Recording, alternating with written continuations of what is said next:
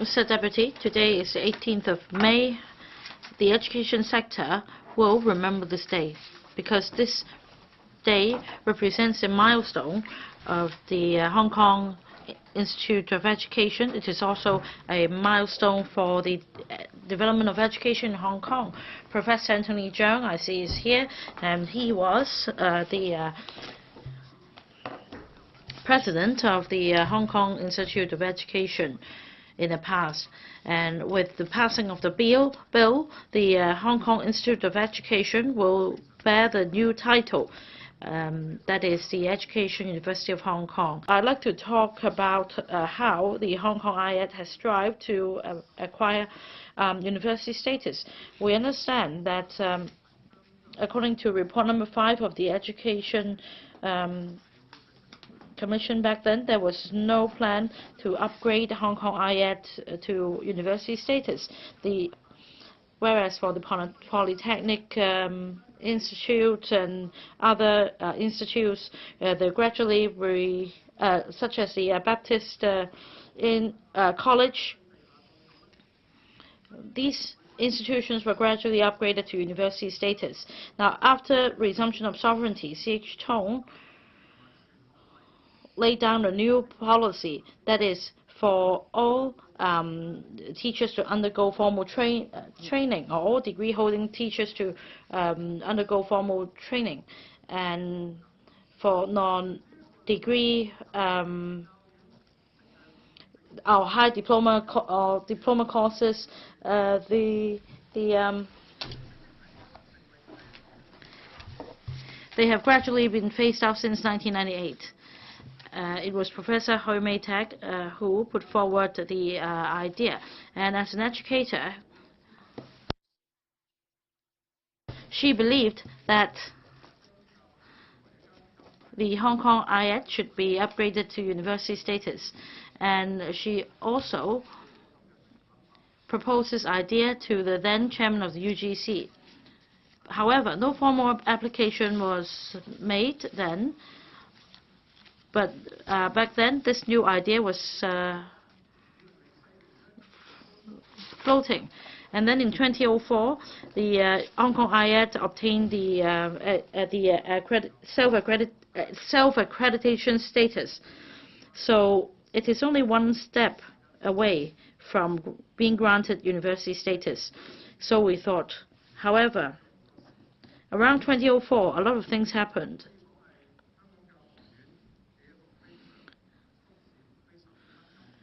It was the so-called dark ages of the Hong Kong HKIEd, because at that time, apart from seeking for university status, there was another suggestion, that is a merger. Now, the idea was explored within the institute. At first, the idea was not screened out. People thought that it might be a good idea. However,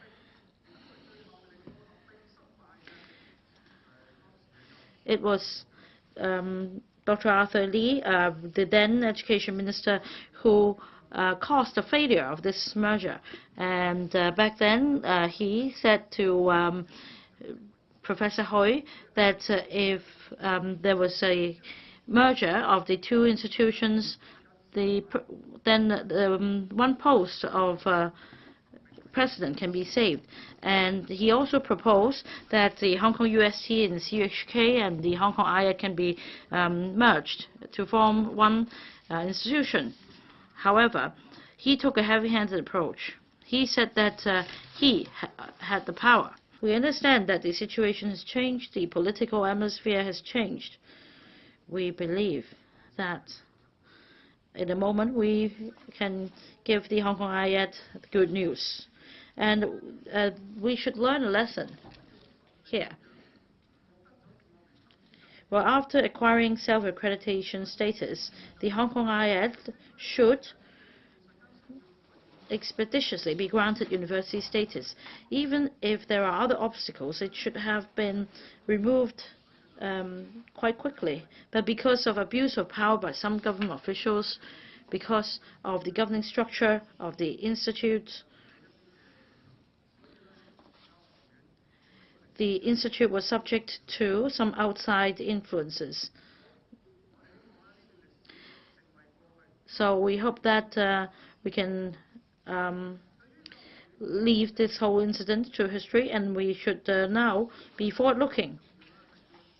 I think one important point is to understand why the Hong Kong IED's bid to be given university title has unanimous support from everyone.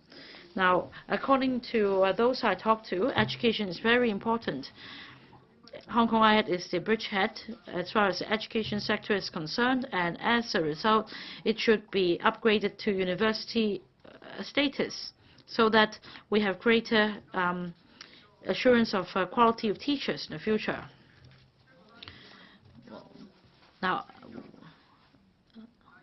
at the moment, there are some push and pull factors: education, non-education, or professional, non-professional development.